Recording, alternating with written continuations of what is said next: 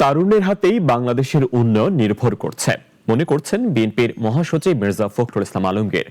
সকালে রাজধানী জিয়া উদ্যানে শহীদ রাষ্ট্রপতি জিয়াউর রহমান ও সাবেক প্রধানমন্ত্রী বেগম খালেদা জিয়ার সমাধিতে শ্রদ্ধা নিবেদন শেষে তিনি একথা বলেন।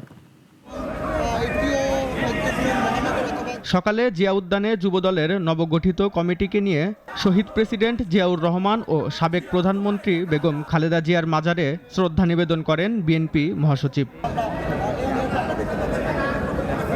নবগঠিত যুবদল কমিটি সারা দেশে সংগঠনকে আরও শক্তিশালী করবে বলে আশা প্রকাশ করেন মির্জা ফখরুল।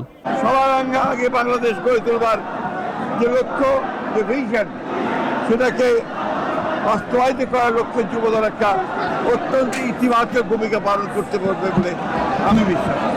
তিনি আরও বলেন, তারুণ্যের হাতেই বাংলাদেশের উন্নয়ন নির্ভর করছে। বর্তমান বাংলাদেশ সরকারের একটা নীতি হচ্ছে যুবককে তারা সামনে আনতে চান, তরুণদেরকে সামনে আনতে চান এবং তারুণ্যের হাতেই বাংলাদেশের উন্নয়ন নির্ভর করছে। নতুন কমিটির ওপর অর্পিত দায়িত্ব তারা সফলভাবে পালন করবে, আশাবাদী নেতাকর্মীরা।